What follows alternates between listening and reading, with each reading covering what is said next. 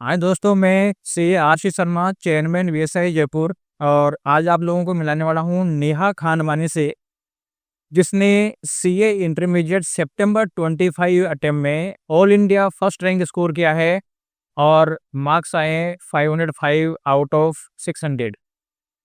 Neha, very very congratulations. Thank you sir. कैसा लगा बेटा तुम्हारे को रैंक का पता चला जब?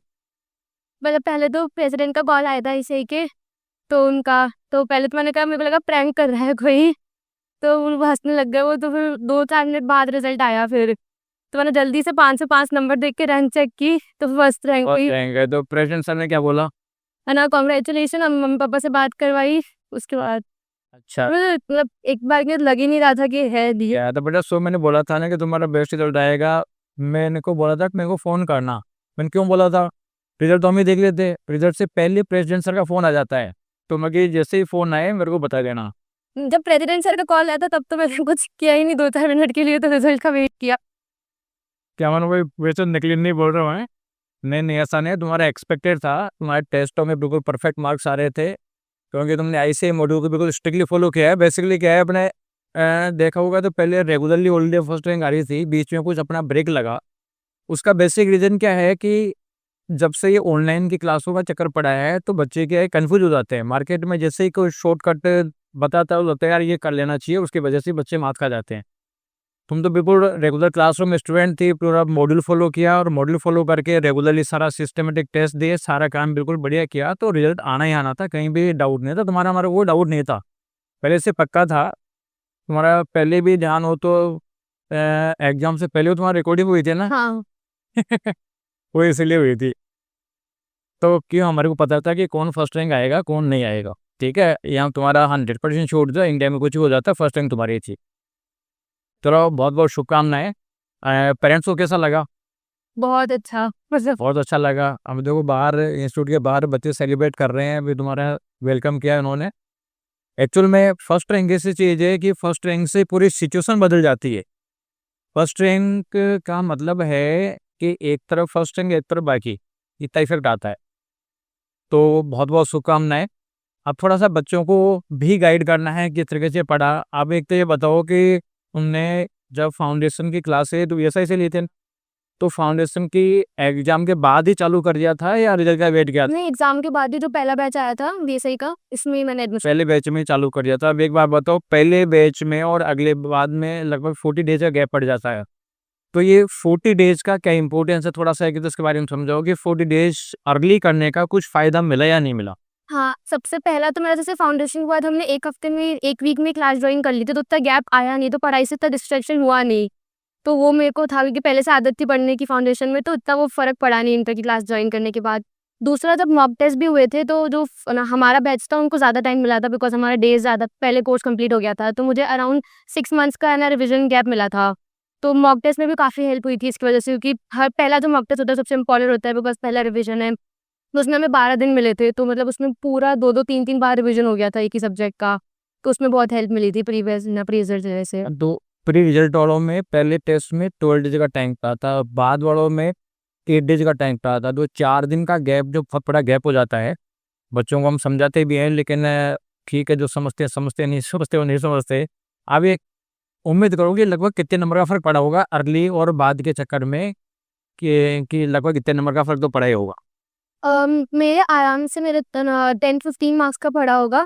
10-15 मार्क्स का तो पड़ा ही पड़ा है। हाँ। अब आप जो 10-15 मार्क्स कम आते तो रैंक कौन सी होती?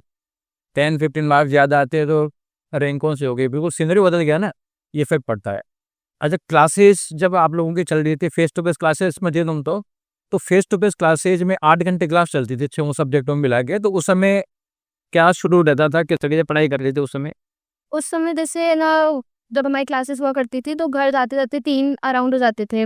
उसके बाद में 1 डेढ़ घंटे का ब्रेक लेती थी और ना रेस्ट वगैरह उसके लिए। उसके बाद में 5 बजे से पढ़ने बैठती थी और फिर रात तक, मतलब बीच में डिनर वगैरह के लिए उठ गए।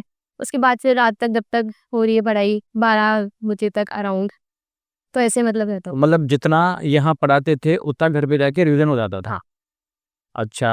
और जो मेटर काम में लेते थे, क्या मेटर काम में लिया? मैटर तो मैंने आईसीएआई का ही लिया था। सारा काम में। बाकी जो प्रैक्टिकल सब्जेक्ट है उनके जो क्लास में सर है ना, अगला जो एडिशनल क्वेश्चन जो दे रखे थे वो भी आरटीपी एमटीपी कुछ क्वेश्चन थे, लेकिन हमने ये बता रखा था कि बेसिक स्टडी मटेरियल छूटना नहीं चाहिए, और थ्योरेटिकल सब्जेक्ट में कंप्लीट स्टडी मटेरियल। कंप्लीट। हाँ, तो कंप्लीट स्टडी मटेरियल, क्योंकि आजकल आईसी जो है वो प्रोविजन का सिस्टमेटिक मांगता है, और सिस्टमेटिक नहीं लिखा तो मार्क्स नहीं मिलते हैं। वो जब भी पॉसिबल है जब आपने आईसीआईसी स्टडी करी हो, अदरवाइज तो कोई मतलब बैठता ही नहीं है। अब जब क्लास से कंप्लीट होगी उसके बाद में आपको 6 महीने का टाइम मिला रिवाइज करने के लिए। तो 6 महीने के टाइम में जो पहली टेस्ट सीरीज थी, ट्विन टेस्ट सीरीज हुई आप लोगों की, तो पहली टेस्ट सीरीज में 2 डेज का टाइम मिलता था, उसमें क्या शेड्यूल रहता था, या रिवीजन कितनी बार हो जाता था रिवीजन एक बार में? पहला जो रिवीजन होता था रॉ बिल्कुल उसमें टाइम लगता था, तो उसमें मुझे 6 to 7 डेज़ लगते थे, क्योंकि मैं पूरा एक बार है ना बेसिक से रिवीजन करती थी। उसके बाद जो दूसरा रिवीजन होता था वो मेरा आराम से मतलब जल्दी हो जाता था, 2 दिनों की 2-3 दिन में हो जाता था आराम से। उसके बाद फिर 1 दिन में वापस एक थर्ड रिवीजन और एग्ज़ाम तक, मतलब जब तक मेरा मॉक टेस्ट था दिन के बजे तक दिन तक, तब तक मैं उसको एक बार और रिवाइज़ कर लेती थी। मतलब 3 बार है ना पहली मॉक टेस्ट सीरीज़ में रिवीजन हो गया था। पहली बार में 3 बार रिवीजन हो गया था, तो 100% रिवीजन हो गया था, कुछ चैप्टर बच गए थे? नहीं, चैप्टर तो कुछ नहीं बचे थे। सब हो गया था हाँ, कंप्लीट? लेकिन मैं एक ही सब्जेक्ट को पूरा और एक सब्जेक्ट, हाँ, उस समय जब एक सब्जेक्ट का टेस्ट होता था उसी सब्जेक्ट को पढ़ रही थी आप? उसको पढ़ती थी मैं। हाँ, और जब सेकंड सीरीज में टाइम जो था वो लगभग 6 दिन का गैप था मेरे ख्याल से, तो उस 6 डेज के में किस तरीके की स्टडी होती थी? उसमें मैं इतना ट्राई करती थी कि जो सिंगल सब्जेक्ट वाले हैं उनको तो मैं 3 दिन में कंप्लीट करूँ, ताकि फिर 2 दिन में वापस रिवीजन के लिए रहे। और जैसे जो 2 सब्जेक्ट वाले, जैसे टैक्स हो गया, उसमें जीएसटी और इनकम टैक्स दोनों है, एफएमएसएम, तो उनको मैं हर सब्जेक्ट को 2-2 दिन देती थी, और फिर लास्ट में जो 1.5 दिन बचता था उसमें फिर दोनों को वापस से रिवाइज। मतलब सेकंड सीरीज में भी जो पढ़ा था उसका दोबारा रिवीजन हो गया था आराम से, फिर लास्ट थर्ड सीरीज थी उसमें 3 दिन का टाइम था, उसमें फिर रिवीजन हुआ कि नहीं हुआ? उसमें मैंने ये ना जैसे जो थ्योरी थी उनको तो रिवाइज कर लिया था वापस से। प्रैक्टिकल को मैं हमेशा जभी भी ना मॉक टेस्ट होता था वापस से पूरा सॉल्व करती थी, तो इसलिए प्रैक्टिकल का पूरा ना सेकंड टाइम रिवीजन नहीं हुआ, क्योंकि मैंने प्रैक्टिकल को पूरा वापस से वो रिवाइज किया। देख के किया होगा, मतलब प्रोसेस देखी होगी उसकी, सिस्टम है ना, तो थर्ड टाइम में प्रैक्टिकल करने का होता भी नहीं है। थर्ड टाइम में तो केवल फ्लो चेक करना होता है, कैसे-कैसे जा रहा है, कुछ क्वेश्चन देख लो, अदरवाइज़ वो चीज़ें होती है। और इसके बाद भी 2-2 दिन का टाइम मिला था, 3 टेस्ट सीरीज़ के बाद भी 2 दिन का टाइम 18 मिला। डेज़ का हाँ, था। तो 18 डेज़ का टाइम था, तो 2-2 दिन में कम से कम रिवाइज़ करना था, तो उस समय रिवीजन हो पाता था कि नहीं? हाँ, उस समय मैंने ये किया था कि जो सबसे लेट वाले सब्जेक्ट्स थे ना, हाँ, हाँ। उनको मैं थोड़ा पहले उठा लेती थी, क्योंकि उनको वैसे टाइम गैप मिल जाता काफ़ी। तो जो सबसे सब जैसे ना एफएमएसएम हो गए, क्योंकि वो लेट वाले सब्जेक्ट थे, ऑडिट हो गए। ऑडिट को तो मैं 18 दिन रोज़ लेती थी, सुबह 3 घंटे, क्योंकि ऑडिट भूल जाते तो थे। सब्जेक्ट जो है थोड़ा-सा प्रॉब्लम क्रिएट करता है, बाकी लेकिन मैं प्रैक्टिकल को मैं 2, एक मैं ऑडिट को लेती थी और एक कोई प्रैक्टिकल सब्जेक्ट लेती थी। फिर मैं लास्ट तक आते-आते फिर मैंने थ्योरी उठाना स्टार्ट कर दिया। और वो सब पेपर फर्स्ट क्लास हो गया। और अब ये बताओ, एग्ज़ाम का समय जो 1.5 डे का टाइम मिलता था, 1.5 डेज़ में क्या पोज़ीशन रहती थी? उसमें तो मतलब ये था मेरा ट्राई कि मैं कुछ भी छोड़ के नहीं जाऊँ, क्योंकि जैसे हुआ था लॉ में भी एक-एक लाइन से है ना क्वेश्चन बन गए थे हमारे इस बार। हाँ, अभी के बिल्कुल, बिल्कुल। तो ना इसलिए मैं था कि मैं कुछ भी छोड़ के नहीं जाऊँ, तो मैं थ्योरी में भी है ना हर चीज़ याद करने की जगह रीड करके जाती थी पूरा 1.5 दिन में, ताकि तीनों बुकें, जैसे है ना लॉ की 3 बुकें हैं, ऑडिट की 2 बुकें हैं, तो एटलीस्ट मैं कुछ भी छोड़ूँ नहीं। और प्रैक्टिकल में वही मैं ना 1-2 क्वेश्चन्स को हाथ से प्रैक्टिस करती थी, बाकियों को ऑडिट करती थी ऊपर देख-देख के, और फॉर्मूला वगैरह देखती थी। मतलब कुछ भी छूटता नहीं था, ऐसे ट्राई करती थी। चलो, बहुत बहुत बेटा, बहुत बढ़िया किया तुमने। सब मतलब कुल मिला के जो 12 दिन में रिवीजन हुआ, फिर 6 दिन में हुआ, फिर 3 दिन में हुआ, फिर 2 दिन में हुआ, फिर 1 दिन में हुआ, तो 1 दिन में रिवाइज़ करने की पोज़ीशन में आ जाते हैं। उसकी प्रोसेस यही है। अगर हम सोचेंगे यार पहले 1-2 बार रिवीजन करें और बाद में 1.5 दिन में रिवीजन हो जाए, तो फिर वो रिवीजन पॉसिबल नहीं है। तो ये सबसे बड़ी प्रॉब्लम ये रहती है।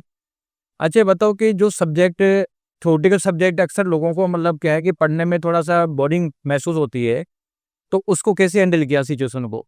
मुझे जैसे पहला जो सब्जेक्ट है लॉ, लॉ में मुझे इतनी दिक्कत नहीं आती, बिकॉज़ लॉ में प्रोविज़न थे, तो अगर एक बार प्रोविज़न समझ आ जाते हैं, तो फिर उनको याद करना इतना हार्ड नहीं होता। मुझे दिक्कत आती थी स्टार्टिंग में, ऑडिट में बहुत ज़्यादा दिक्कत आती थी, क्योंकि ऑडिट की जो लैंग्वेज है वो बिल्कुल अलग। बिल्कुल अलग है हमारी। तो मैं क्या करती थी, उसमें से ऑडिट में पॉइंट्स बहुत है हर टॉपिक के, तो मैं पॉइंट्स की है ना याद करने की थोड़ी-थोड़ी ट्रिक बना लेती थी, कि मैं एक वर्ड बना लूँ उनका, तो फिर आगे एग्ज़ाम में मुझे वो वर्ड याद आता है, तो मैं उससे सारे पॉइंट्स लिख लूँ। क्योंकि मेन पॉइंट्स के मार्क्स मिलते हैं, क्योंकि बहुत सारे पॉइंट्स हैं ऑडिट में। हाँ। तो मैं ऑडिट के लिए ऐसे करती थी। बाकी एसएम तो मतलब जनरली उसकी लैंग्वेज ईज़ी है, तो एसएम को तो पढ़ने से भी याद हो जाती थी। हाँ, वो ऑडिट का थोड़ा लैंग्वेज अलग है, तो बच्चे उस समय कई बार बच्चे शॉर्ट नोट के चक्कर में पड़ जाते हैं, और वो शॉर्ट नोट से मार्क्स मिलते नहीं हैं, इसलिए मॉड्यूल ही अल्टीमेट रह गया। उसी से मार्क्स आते हैं, अदरवाइज़ नहीं आते। अब ये बताओ कि जब पेपर दिए थे तुम लोगों ने, तो कौन-सा पेपर टफ लगा? मुझे लॉ का लॉ का पेपर टफ आया था, आया भी टफ था बेसिकली, तो लॉ का पेपर टफ लगा। और अब ये बताओ कि जूनियर्स को क्या सलाह देना चाहोगे कि प्रेजेंट सिनेरियो जहाँ पे बच्चा आजकल क्या है कि हर कोई यूट्यूबर है, किसी को नॉलेज है कि नहीं है, लेकिन वो अपना यूट्यूब पे ज्ञान तो देता ही देता है। और कई लोग इतना ईजी ज्ञान देते हैं, यार इतना सा कर लो इससे काम हो जाएगा, तुम्हारा हेडेक ही नहीं है। तो ऐसे सिनेरियो में अपने जूनियर्स को क्या सलाह देना चाहोगे? मैं बोलूँगी कि प्रैक्टिकल सब्जेक्ट्स की तो सबसे पहले आईसीआई मॉड्यूल के जितने भी क्वेश्चंस हैं उनको करो। सिर्फ एक बार नहीं 2-3 बार करो, बिकॉज़ उनके जो पॉइंट्स होते हैं क्वेश्चन के छोटे-छोटे वो भी एग्ज़ाम में आते हैं।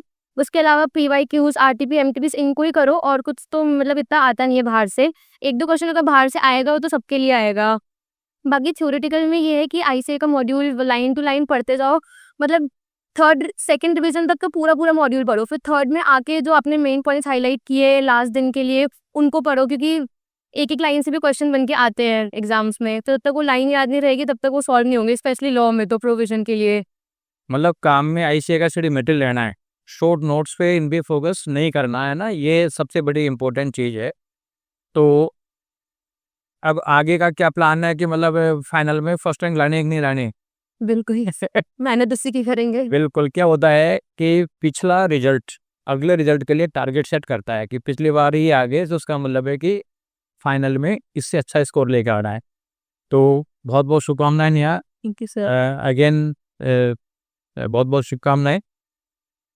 दोस्तों, ये जया खानवानी है, नेहा खानवानी की मदर है और ये भी हमारे साथ है।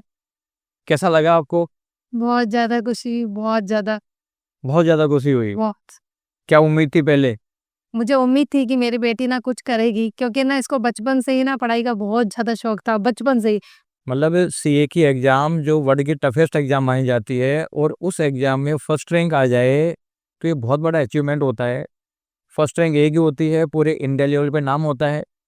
तो आप ये मान लो कि एक बहुत ही बड़ा अचीवमेंट होता है और इसको अब फ़ील होगी कि फर्स्ट रैंक का ग्लोरी क्या होती है।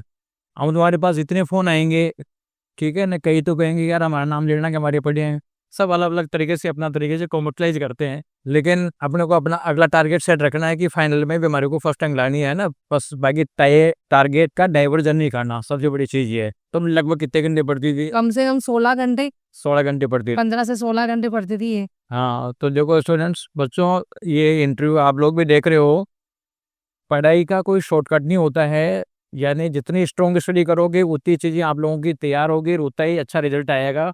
ये मदर है वॉच करती थी कि क्या है क्या नहीं है, तो 16 घंटे पढ़ाई, इसका मतलब है कि रेगुलरली सेक्रीफाइस करना पड़ता है जब जाके रिजल्ट देखने को मिलता है। मतलब पूरा का पूरा पढ़ाई में फोकस था और अब जब से मैं देखता हूँ उसके बाद 1-2 बार बात हुई तो कई बार बिजी चल रहा था, तो ये फ़ोन ही फ़ोन आ रहे होंगे रिश्तेदारों के और सबके। हाँ, तो कैसा फ़ील हो रहा है? बहुत अच्छा फ़ील हो रहा है, बहुत ज़्यादा। सेलिब्रिटी फ़ील हो रहा है? हाँ, मुझे ना बचपन से शौक था कि मेरी बेटी ना कुछ करके दिख। नहीं, नहीं, नहीं, कुछ ही मतलब इसने बहुत बड़ा अचीवमेंट किया है, फर्स्ट रैंक का अचीवमेंट बहुत बड़ा होता है। अब भास्कर वाले भी आए हुए हैं, ये भी आपसे बात करेंगे, तो बहुत-बहुत धन्यवाद आपको। हाँ, और आपकी कोचिंग की भी तारीफ़ करती थी कि सारे सर अच्छे हैं, बहुत अच्छे से पढ़ाते हैं, बहुत अच्छी तरह से मेंटेन कर रखा है हमें। तो क्या है वीएसआई के बारे में क्या व्यू है मतलब? बहुत अच्छा है, 5 स्टार मेरी तरफ से। बेसिकली क्या होता है कि क्लासेस जो होना बहुत बड़ी चीज़ नहीं होती है, मेन चीज़ होता है कि क्लासेस के बाद उसकी नीड के हिसाब से मतलब उसको गाइड करना। हाँ जी। अभी हम क्या करते हैं कि कोई बच्चा जैसे मान लो रैंक लायक होता है, उसको देखते हैं रैंक की बॉर्डर लाइन पे तो रैंक पे कैसा लाया जाए, कोई पास की बॉर्डर लाइन पे है तो पास कैसे कराया जाए, फर्स्ट रैंक की बॉर्डर लाइन पे तो क्या कराया जाए जिससे कि हाँ जी। पास हो जाए। अब ये बहुत सारे छोटे-छोटे पॉइंट होते हैं, आधा-आधा, एक-एक नंबर कहीं भी कट जाते हैं। मैं देखता हूँ कि बच्चे का आंसर सही आ रहा है और मार्क्स 14 में से 4 नंबर आ रहे हैं। केवल प्रेजेंटेशन की मिस्टेक, जो तुम्हारे को मैंने बताई थी क्या-क्या मिस्टेक प्रेजेंटेशन की होती है, स्कीम्स जो है, तो उन स्कीम में छोटी-छोटी चीज़ों में नंबर कट जाते हैं मतलब। ऐसे ही क्या है कि स्पेसिफिक हो गया, फॉर्मेट बिल्कुल पूरा चाहिए, जब जाके मार्क्स आते हैं। तो जिसको जैसी नीड है वैसी, अब ये मतलब पास की बॉर्डर लाइन पे उसको रैंक वाली सलाह देने लग जाएँगे तो पास ही नहीं होगा। अब रैंक की बॉर्डर लाइन पे उसको पास वाली सलाह देने लग जाओ, लगे यार क्या मिल रहा है, और फर्स्ट रैंक की बॉर्डर लाइन पे तो उसकी बहुत सारी चीज़ें क्लियर है, तो उसको एडिशनल क्या चीज़ दे सकते हैं जैसे कि वो। तो ये जो 1 टू 1 जो मामला चलता है ना, रिजल्ट उससे आता है। और जो क्लास में तो क्या है कि चाहे 1000 बच्चे बैठ जाओ तो एक पिक्चर होती है एक तरीके से, सिनेमा हॉल में अगर 1 लाख लोग पिक्चर देखते हैं तो उसमें कितना क्या होता है कितना नहीं। और नॉलेज ले रहा है हाँ, और नहीं ले रहा है। वो चीज़ों का फ़र्क पड़ता है। हाँ, नहीं, नहीं सही। कि दोनों तरफ से होती है मेहनत। हाँ, वो मेहनत तो देखो दोनों तरफ से होगी, होगी। ये तो ट्रेक है, पे कैसे दौड़ लगाना है, हाँ, तो दौड़ जो है वो तो खुद को लगाना पड़ता है। महाभारत में आपने देखा हुआ कि भगवान कृष्ण ने केवल गाइड किया था कि कैसे वर्क करना है, दौड़ तो अर्जुन ने लगाई थी, युद्ध तो उसे नहीं किया था। तो वो चीज़ें होती है, तो अपना युद्ध खुद को लड़ना पड़ता है। कई बार सोच लेते हैं कि यार अपना युद्ध दूसरा लड़ लेगा, तो ये मानो वहीं खत्म। तो बहुत बहुत शुभकामनाएं आपको अगेन की, और ये आपको एक तरीके से बहुत प्राउड फील कराएगा। बहुत बहुत शुभकामनाएं अगेन।